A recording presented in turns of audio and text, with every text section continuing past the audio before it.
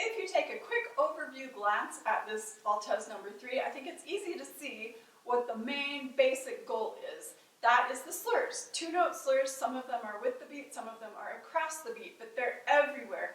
And so he's looking for mastery of doing these two-note slurs. And the challenge often is that we get into these uneven kind of jazzy rhythms when we shouldn't. It can get dum-ba-dum-ba-dum-ba-dum-ba-dum-ba-dum. So be sure you keep everything even at all times. Bum-ba-dum-ba-dum-ba-dum-ba-dum-ba-dum. No matter what, you just stay even. Another challenge is air. That we have these long, long phrases and not that many places to breathe. And especially towards the end, it can get really hard to get the air through the phrases. So be sure you're always thinking of keeping your lungs full of air. You don't have a lot of time to breathe, but whenever you have eighth note rests, places where you can take a good breath, really breathe deep, that will help you at the end. When you get to a place, whether it's the end or somewhere else, and you think, I cannot make it through this phrase easily, too often we think of the breath right before that phrase. But if you don't think about it 2 or 3 breaths before, it'll be so much more difficult.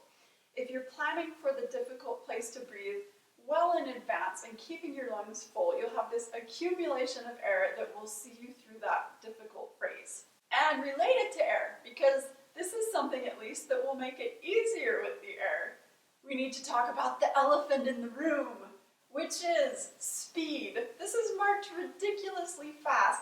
I've never had a student come in and play it up to tempo. If they did, I think I'd have to give them some kind of scholarship or increase their scholarship or something. It's just marked so fast. But if you want to try, if you're like, I accept the challenge, then just be sure you do it intelligently. Use your metronome. This is why I have Dr. Beat right here to show you, remind you to use Dr. Beat or, any metronome of your choice.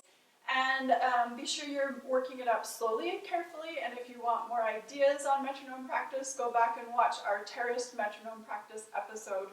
That's a great, organized, disciplined way to get things faster without getting sloppy. But practice with your metronome in a very organized way. And then aside from just metronome practice, there are other things you can think of to help yourself go faster. One big one is look at the beats. They almost all have 4/16 notes in them. And we tend to get very oriented on the beat, but there's so much that goes on between beats. So here, especially where you're tonguing across beats, you're so often tonguing on, if you're counting 1 E and a 2 E and a, you're so often tonguing on E and and there are also plenty of entrances on and. So don't ever let yourself be late, especially on E. If you think of putting 1 E and a, put the E early. I will be so surprised if up to tempo you can actually get it early, but we tend to get late, and that tends to slow everything down. Also, when you have entrances on and, like beginning on the 5th line on that low C, we're entering on and then we do that several times in a row. Take the breath as fast as you can and think of entering on and early. And again, I will be so impressed if you're up to tempo and it comes in early, but it will come in late if you're not consciously thinking of putting it quickly, early on in the beat. Otherwise, I would just do everything that you can to simplify. How do we simplify this? Well, a big one that musicians use all the time is get away from thinking of every single quarter note as soon as you're ready.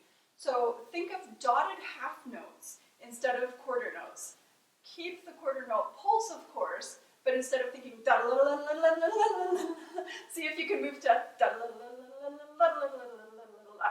That simply helps us so much to keep things moving along and see the bigger picture and not get so caught up in every little quarter note. Also in here, we're guided by accents. We have accents every 3 beats often, sometimes every 2 beats, sometimes every beat, but we're guided by the accents to do bigger groups of notes and not get so tied to each little quarter note beat. Other ways that you can simplify here, there are some active sections that we can make much less active. So for instance, on the 6th line, we start to have very vertical gestures that move up and down, but if you look at them, they're just simple chords and only one note changes at a time. At first we have F, A flat, C for 2 measures, and then the C changes to a D flat, and that's the only change for 2 measures. Then that D flat changes to a D natural, so it's very minimal changes. And then we have a few measures where it's just the same chord for a few measures. So rather than thinking D, F, D, A flat, F, D, A flat, D, B natural, A flat, F, instead of getting so caught up on every little note, just think this is one chord, and it becomes much simpler. Similarly, when you get to 4 lines from the bottom of the first page, going into the second page, we have this melody where the melody note is changing every beat or perhaps every other beat at some places. If you can just think of that one changing melody note, the other notes are not changing very often at all. They're kind of like tremolos. So don't get caught up in thinking of every little 16th note. Just concentrate on the melody that's moving across beats and it will be much simpler. The last thing that I really like to do in this etude to simplify is go back and play the whole thing, just the pitches. Don't play the slurs, just play the pitches. And you'll see that it's actually very simple that way. We're just playing 8th notes. They don't move very fast. It's not very difficult.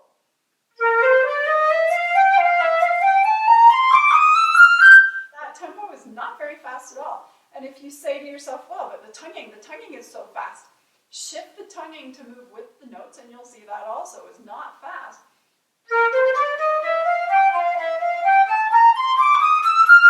So of course what makes it difficult is then shifting the tonguing back to go in the middle of those 8th notes that your fingers are playing. But you can do that and remind yourself the tongue is not fast, the fingers are not fast. It's simply a matter of coordination. The more you can tell your brain it's not fast, it's not complicated, the easier it really will become.